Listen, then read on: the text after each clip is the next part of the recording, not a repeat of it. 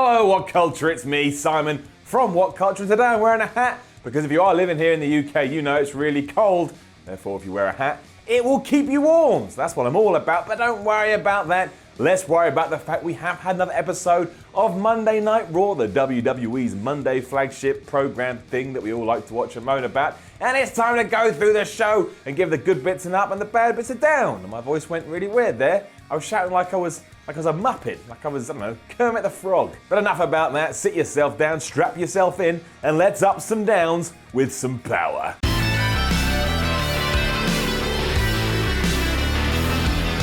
Raw may have started by doing that thing that it always does when someone comes out and just talks at us for a while, but at least it ended really violently, and I like violence, so that's an up. But yes, Samoa Joe basically came out and he started running down the Shield, saying the Shield are a bunch of idiots. He told us that he broke Seth's knee on day one, that Dean Ambrose is nothing more than a cockroach, and that as it comes to Roman Reigns, he can choke him out whenever he wants. And it's true. Every time Samoa Joe and Roman Reigns in the same place, Roman Joe gets choked out. It was gibberish. That was absolute gibberish. I was speaking so fast, I didn't even form a sentence. Moron. And then Joe taunted Reigns to come to the ring by himself, and he did, and that obviously sparked a huge brawl. And then obviously Sheamus and Cesaro got involved because it was a big trick. But then Reigns does have backup in the form of Rollins and Ambrose. They came down, we had a big three-way schmoz thing, and that was nice. When all was said and done, the bad guys had left the good guys laying, and this was a nice way to set up all the matches for later in the night, because one way or another, each of these three was going to face off against the other three in one-on-one matches. That was alright. That was good.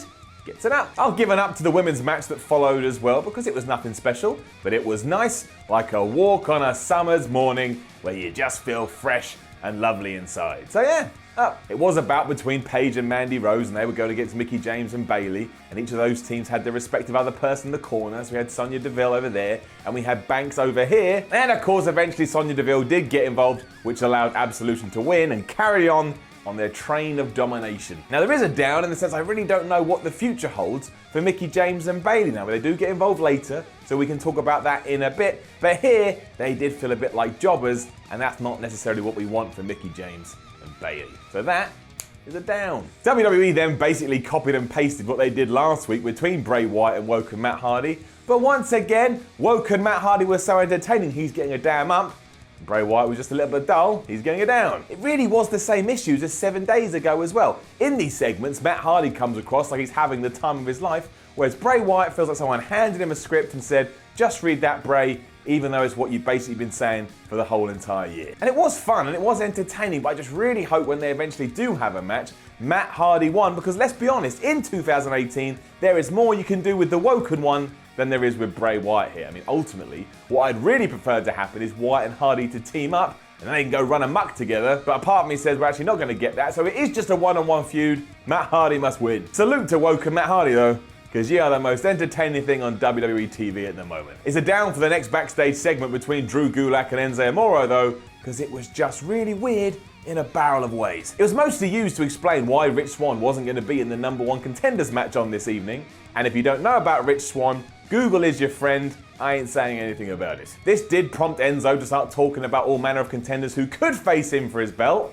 and then he even mentioned Nia Jax. Now this was played off as if Jax had been weighing on Enzo's mind for the entire week, and he kind of fancies her. Now I've got nothing against romance angles, but even from this tiny few minutes, I'm terrified this is going to be super awkward.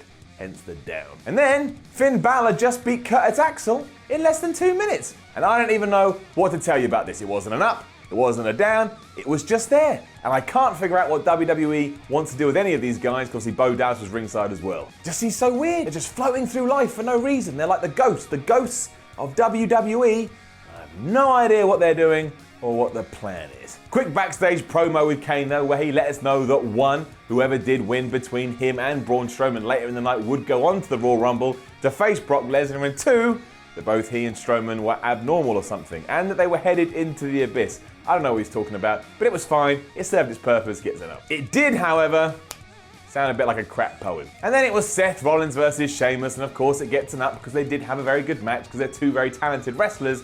But my word, do we need some new ideas in 2018. I feel like I've seen this match since the day I was born. I popped out in the 80s and then boom, Seth Rollins and Sheamus was on my TV. And it is good, like I say, because they're very good wrestlers. But emotionally, I can't buy into this at all because I just don't care anymore. It served its purpose though, and Rollins did get the win after he defeated Sheamus. And in this match, Sheamus' cohorts weren't allowed to be at ringside, so that kind of justified why the heel lost. And yeah, it built up the feud between the two teams, but still, I'm done with this. Done. Then we had a Dean Ambrose interview and that was fine as well, so it gets an up. Just got mad and all worked up about his match with Samoa Joe later. Fine. Good for you, Dean Ambrose. Watch your blood pressure. And the ups keep on coming, and not necessarily because this match was anything super or anything like that. It just did its job. But we had another number one contenders match for the Cruiserweight title because of everything that happened with Rich Swann. And we did see Cedric Alexander take on Daivari Neeson Ali, and it was fine. Up. It did ape last week's encounter a lot, which is to be expected given that WWE had to react quickly here, given they didn't know they were going to have to do this. And yes, your now new person who will face Gulak next week to see who becomes number one contender for the 205 Live title is Cedric Alexander. He hit the lumbar kick on Daivari, and that was that. Onwards we go. Then we had more Gulak, Enzo and Nia Jax, and again, while this wasn't bad, I'm just so terrified about where it's going, I gotta give it a down. It was just Enzo running down Gulak, including his PowerPoint presentations, and if I were you, Enzo, I'd leave those PowerPoint presentations alone, and then Nia Jax walked in, and everything changed. Enzo and her flirted for a bit as Gulak just walked on. I don't know, I got the fear. I think this is going to become awkward and weird, and also, surely we could do something a little better with Jax than this. However, Roman Reigns then took on Cesaro for the Intercontinental title, and this was genuinely excellent, and I mean genuinely excellent, gets a big up. And credit has to go to both men too, because regardless of what you think about Roman Reigns, he really can go in the ring. He was awesome here, as was Cesaro, but let's face it, Cesaro is always awesome. It was a great back and forth encounter with some crazy spots thrown in there as well, but of course, when all was said and done, Roman Reigns walks away the victor after one of those tremendous spears. Cesaro, as ever, didn't really walk away the loser though, because his performance was so up there that even the crowd recognised it. The crowd were cheering him like he was a returning hero. And every time you see Cesaro do something like this, you always think, oh, he must have a huge future. I mean, he doesn't. I think WWE have pigeonholed him, but even still, great pro wrestler, just a great man. But yeah, it was a great match and it made me happy. It was like Christmas come early or Hanukkah come early. Whatever festive season you celebrate, come early, ipso facto, it was good. And just as I mentioned that Nia Jax could probably be used better, she kind of was, because Asuka came to the ring for her match with Alicia Fox, and everything actually got pretty darn interesting. Up. It soon transpired that Paige's group had actually taken out Alicia Fox backstage, and now they were coming to deal with Asuka once and for all. It was basically a leave us or get out of here scenario. This was awesome though, because the undefeated NXT Women's Champ refused, Absolution hit the ring, and for a little bit, Asuka was whipping all of their asses, and it's exactly what I said I wanted to happen a few weeks ago on Ups and Downs. Now eventually the numbers game obviously caught up to Asuka and she started getting her ass whipped, but then from the back came all the other women. I literally mean all of them. Banks, Bayley, Bliss, James and Fox and the mentioned Nia Jax ran to the ring and they cleared house, and it was the good guys staring down the bad guys, and it was kind of cool. Now while it was a bit bizarre within pro wrestling logic that all the good guys had such a person advantage over the bad guys, all it did was make Paige's group look like they were really, really dominant and that something had to be done.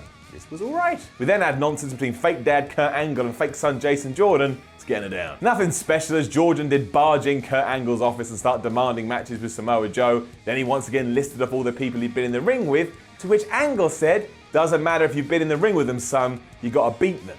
To which Jason responded, "Oh yeah, Mr. Angle? Such dissension in the ranks, so close to Christmas. What kind of family gathering is that going to be?" With that said, that may be quite good, because maybe Jason Jordan turns on Kurt Angle on the Christmas Day episode of Raw. We can really hit that home, and I actually think that'd be quite entertaining. So let's hope that happens, but this segment was a down. And it's another down too, because we then had Samoa Joe versus Dean Ambrose, and who got involved? That damn slimy Jason Jordan. The match itself was fine, to be honest. I just didn't need to see Jordan thrown into the mix here, and he got on the apron at one point, which distracted Dean Ambrose. Then Samoa Joe took them both out, but he used all of this to his advantage, and he choked out Dean Ambrose until the ref just said, "He's out, pal, we got to stop this match." It was fine more or less. I just didn't feel like it needed Jordan here, even though it does progress his storyline. That's just how I felt about it. And these are my ups and downs, these are my opinions. What else am I going to say? We then had the weirdest segment of the evening, and I tell you, I still don't understand it. It was bizarre, therefore it gets a down. We cut to a backstage meeting where Titus, as a part of Titus Worldwide, was telling Dana Brooke she's now on the team as their statistician. And then Gallows and Anderson just turned up and said they were all a bunch of nerds. Okay, whoop-de-doo. Then Braun Strowman just stormed past them on his way to the ring and they all jumped out the way scared. What was the point in that? Obviously that all did lead into our main event, and I tell you this, on one hand, I'm gonna give it an up because I just enjoy seeing two big dudes beat the crap out of each other, and that's what we had here as Kane took on Braun Strowman. There was also a cool bit at the end where they did both sit up like The Undertaker, and I enjoyed that, and the show went off the air after Kane had been power slammed through the announce table. Who doesn't want to see that? Who doesn't want to see Braun Strowman manhandling Kane? The answer is no one. Maybe not Kane's mum. Kane's mum's dead in storyline though, so everyone loved it. However, the fact that the match itself actually ended as a double countout is a down. I actually think the fans here really did want to see a winner so we could start building to the Royal Rumble, and they audibly booed when we did get told this is what the ref had done. And it did happen because of course the two at one point toppled over the top rope, and they were so desperate to inflict carnage of one another they forgot about the rules of wrestling. And also, does this mean at the Royal Rumble it's going to be a triple threat match between Brock Lesnar, Braun Strowman and Kane?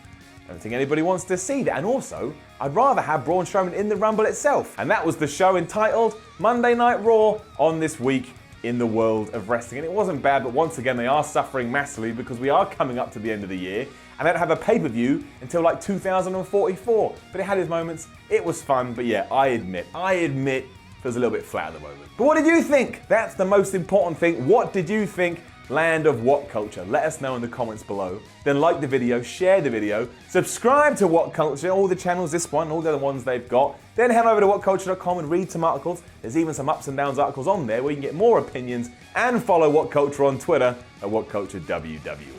My name is Simon from WhatCulture. Do indeed come and tell me what you thought about it as well on that there social media. But most importantly, enjoy the countdown till the end of the year. It's never going to happen again. Only you, I, and the people living right now will ever experience this. And what a weird thought that is. I'll see you tomorrow for SmackDown Ups and Downs. Hey guys, thanks for watching the video. Don't forget to subscribe below, and if you're looking for more content like this, then try a few things that are floating about around my ears. It might be fun. I can't promise it though, but it might be.